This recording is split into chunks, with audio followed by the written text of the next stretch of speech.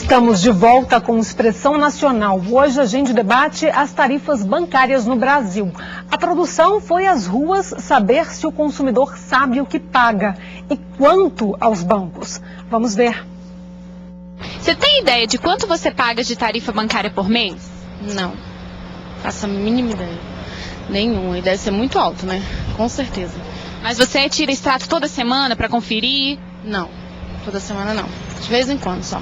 Os bancos, cada dia que passam cobrando tarifas abusivas, que nem os gerentes mesmo sabem explicar, como por exemplo a mais nova que inventaram agora, tarifa de adiantamento de depósito, que essa ninguém sabe de que é. E o Banco Central faz isso agora, junto a isso. A única taxa que eu vejo sempre no meu extrato, se eu tiro extrato a mais, está cobrado uns R$2, R$3. Mas o senhor tem ideia pelo menos de quais taxas são cobradas? Não tenho ideia. Não tenho. Não levei em conta isso, não olhei ainda. Não tive tempo para pensar, para verificar isso ainda. Eu vejo que tem um negócio de uma cesta básica, né, que eles põem no extrato, né? E pelo menos esse valor está sendo pequeno, tá certo? Mas já tive em outros bancos, por exemplo, já paguei coisas assim que eu ficava meio que perdido. Porque você não sabe, né, o que está pagando, por quê, quando que paga, quando que não paga. Todas as vezes que puxa um extrato lá, né, a gente vê tanta coisa, 0,5, 0,4, 0,50, 0,25, né? E não sei por quê. Mas o senhor sabe quais são essas taxas? Não sei. Infelizmente, eu não sei. Eu sei que tem CPMF, tem algumas taxas de saque, tem outras taxas de depósito, mas nem todas, não tenho ideia não. Você não sabe também qual o valor dessas taxas? Não, muito menos. A desinformação é tanta, né, que uma das perguntadas disse que existia ainda a CPMF, como a gente já sabe, acabou. Então vou perguntar para a Luciana, por que tanta desinformação? Bom, eu acho importante falar em primeiro lugar que o consumidor falou 5, 4, 25 centavos. Isso ajuda os bancos no descumprimento das leis de defesa do consumidor. Porque a pessoa pensa duas vezes antes de recorrer daquela cobrança, porque ela pode parecer pequena se a gente não pensar no universo grandioso de clientes. E a desinformação, eu acho que é fruto da política mesmo, do Banco Central, do país em relação às instituições bancárias e financeiras. Em relação à concorrência, a gente estava conversando antes de começar o debate, doutor Fabiano, e eu fiquei com uma dúvida. O senhor disse que no Brasil, na verdade, existe concorrência, mas o escalonamento das tarifas não seria um reflexo exatamente disso, da falta de concorrência? Porque quando existe concorrência, o que acontece é que o preço cai. Sim, quando existe concorrência, o preço cai. O que acontece nessa situação? A situação brasileira é uma situação típica, é um caso típico. O brasileiro não tem o hábito de pesquisar. Ele pesquisa no mercado, ele pesquisa quando ele vai comprar um bem palpável, mas ele não tem o hábito de pesquisar no que diz respeito a tarifas bancárias. Eu posso perguntar para 10 pessoas, e 10 pessoas com mais de 40, 50 anos de idade, e vou perguntar a elas, quantas vezes você trocou de banco na sua vida? Se essa pessoa se pelo menos uma delas tiver trocado mais do que 4 vezes, aí realmente eu perderia meus argumentos, mas eu garanto que esse tipo de coisa não acontece. Mas o senhor acha que é fácil? Porque os bancos até mudam, a partir dessa nova determinação do Banco Central, eles até mudam a nomenclatura de algumas tarifas, de alguns serviços, como o deputado falou aqui, da TAC. Eu queria que o senhor comentasse também a fala do deputado Chico Lopes. Só para colocar então a questão da concorrência para encerrar. A concorrência, ela se faz, primeiro, por um arcabouço institucional, normas legais e uma entidade fiscalizadora que garanta a livre fluidez do mercado, o funcionamento do mercado dentro das normas da legalidade e da proteção do consumidor, certamente. Mas ela também se faz por seu principal ator, que é o consumidor.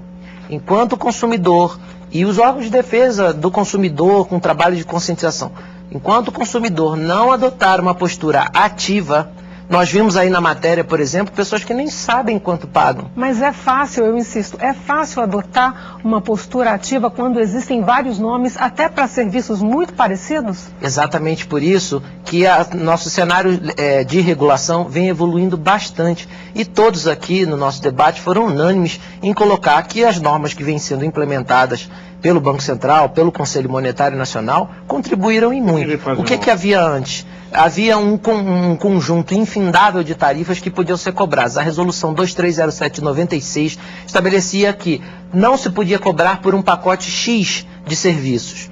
Com a evolução disso, e com o aprimoramento e a colaboração da Câmara, colaboração dos órgãos de defesa do consumidor em debates que foram travados ao longo do ano de 2007, nós tivemos uma nova resolução que juntou as que eram em torno de 80, 90 tarifas diferentes, com nomes diferentes, juntou em 4 classes.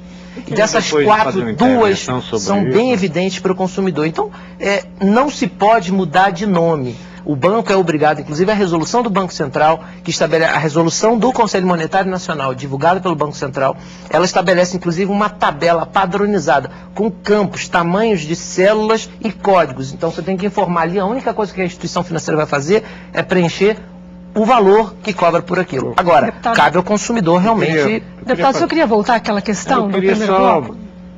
Pedir uma ajuda ao companheiro do Banco Central, é o seguinte, olha... Se a gente for estudar a finalidade do Banco Central, ele parece só ter uma finalidade, o mercado. E será que a sociedade e a economia se compõem só do mercado regular preço ou tem outros variantes que faz o preço mudar? Se não, vejamos, por exemplo, se essa desinformação total, a gente tem que andar de culpa, porque isso aqui não é pecado, que é alguém culpado, mas de política. Essa é uma política do Banco Central de esclarecimento ao consumidor, ao povo brasileiro, ou tem que ser do governo ou do banco? Ou de ninguém, é de ninguém. Porque senão, vejamos, todos aí pagam, mas não sabem o que pagam. Não sabe, só teve um que disse que diminuiu que ele mudou de banco, que foi bem interessante essa colocação. Mas qual é a finalidade do Banco Central? Ele não tem que esclarecer? Ele não tem que ter um papel educativo? Porque nós estamos com um problema no interior do Ceará de não ter mais moedas. E a gente vai discutir, porque diz, não, moeda é cara. Isso não é um papel do banco forçar os bancos a ter moedas para servir o consumidor? Ou não? Então, quando nós não queremos fazer do Banco Central o bicho de 7 cabeças. Porque todo mundo precisa de um Banco Central. Agora, eu vejo que o Banco Central se esconde em algumas atividades que é própria dele. Então, eu fazia uma pergunta ao doutor. Vocês têm assim uma preocupação em educar, em propagar, de esclarecer? Sim. Primeiro, nesse aspecto específico, o Banco Central tem um programa chamado Programa de Educação Financeira. Ele tem um museu de valores, ele tem em todas as suas sedes folhetos, panfletos e desenvolve campanhas educativas. Volta e meia, você vê na imprensa campanhas de conscientização, inclusive essa que o senhor abordou agora da questão de uso de moeda. Então, existe sim uma campanha que é feita, mas, veja, o papel do Banco Central é conscientizar, primeiramente, garantir a rigidez, a rigidez e a solvência do sistema financeiro, ou seja, garantir que os bancos tenham solvência, garantir que os bancos emprestem recursos dentro de uma margem de segurança para não acontecer como está acontecendo nos Estados Unidos. Aqui já aconteceu. Aconteceu, mas hoje nós temos um dos sistemas bancários mais seguros do mundo. Sim, tudo bem. Parabéns. E do ponto de vista da informação, sim, é papel e esse papel vem sendo desempenhado. O que é preciso ter uma consciência é de que se eu, que sou o consumidor, não tomo as decisões que me cabem, eu não posso jogar a culpa de tudo no governo. Agora, seja isso Banco Central ou qualquer órgão de regulação. Isso seria o mesmo que colocar... Quando se fala em sistema financeiro, há uma demonização. Há sempre uma colocação das autoridades regulamentadoras no centro do debate, como a omissão que o senhor falou. Eu não vejo omissão, pelo contrário, eu vejo uma atitude bastante agressiva e proativa. Eu não quero polemizar, porque é horrível debate do bem contra o mal. mas eu sou professor. Se eu ensinei economia e psicologia, se 50% da turma está reprovado, a culpa não está nos alunos.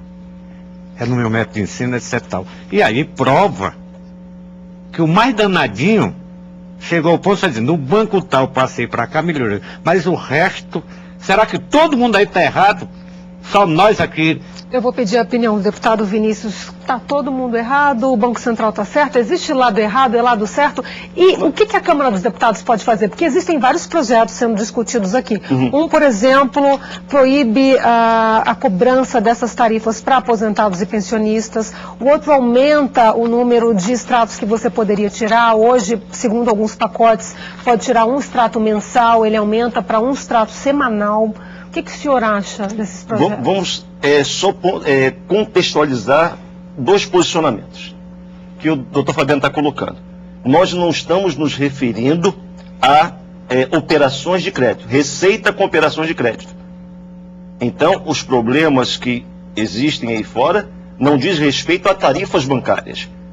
A quebra que está tendo aí fora no sistema financeiro não é por conta de controle de tarifas bancárias. São dois assuntos diferentes. Completamente distintos. O que nós estamos falando e abordando aqui nesse momento é a abusividade em cima das tarifas bancárias. E isso não vai quebrar sistema financeiro de país nenhum da face da Terra. E nem é isso que eu estou dizendo. Exatamente. Então o que acontece? Para poder a gente esclarecer, claro. Porque trazendo uma linguagem mais popular, né? A linguagem técnica do Dr. Fabiano, às vezes a pessoa, ela que está nos assistindo nesse instante, não tem esse conhecimento técnico. Então a pessoa muitas vezes, ela por não conhecer, ela se omite, ela fica até mesmo numa posição não ativa, mas passiva.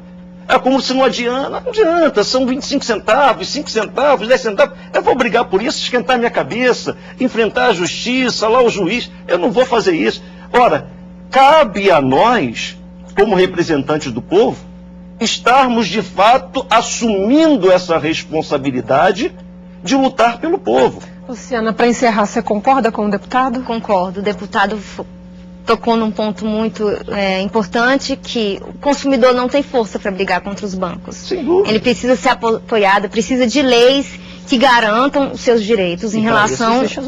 Exatamente.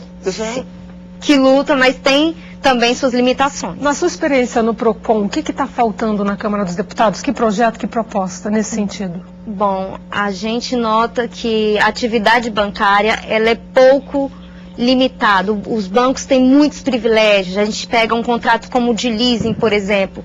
É um contrato cheio de privilégios para os bancos. O consumidor não tem direito quase nenhum. Me cite um, por favor. De leasing? Dos privilégios. A pessoa comprou o carro, quer pagar antecipadamente e ela vai pagar mais caro do que se ela continuasse o financiamento. Se isso acontecer, se isso estiver no contrato, isso é contra o Código de Defesa do Consumidor. Basta ir a um órgão de defesa do consumidor e reclamar. Basta ir à justiça e coisa. Sim, mas o órgão de defesa do consumidor, ele empreende esforços para que o banco resolva. Ele não determina que o banco resolve e o banco resolve. A gente tenta, a gente multa, a gente notifica. Quem o faz é a justiça. Deixa eu lhe perguntar, a pessoa tem que procurar a desculpe. justiça. Permita-me.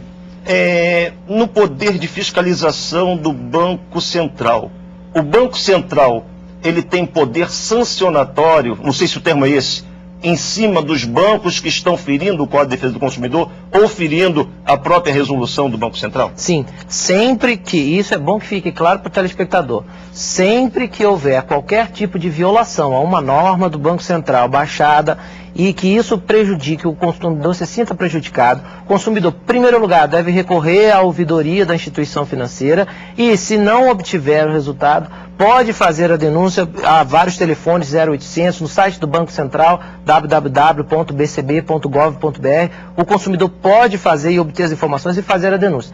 O que é feito a partir de então? É instaurado um processo administrativo, vão se colher esclarecimentos das instituições e se a instituição estiver de fato violando e a justificativa dela realmente não procederem as razões apresentadas, ela será sim autuada, sofrerá as sanções E nesse aspecto também há uma tranquilidade e uma garantia de que o consumidor tem sim o respaldo da autarquia nisso. Doutor Fabiano, quantos bancos foram multados este ano pelo Banco Central? Eu não tenho as estatísticas, mas posso lhe garantir que talvez seja muito mais do que se esteja pensando. Eu vou ter que interromper. Daqui a pouquinho, no terceiro bloco, os convidados vão responder as perguntas enviadas por você.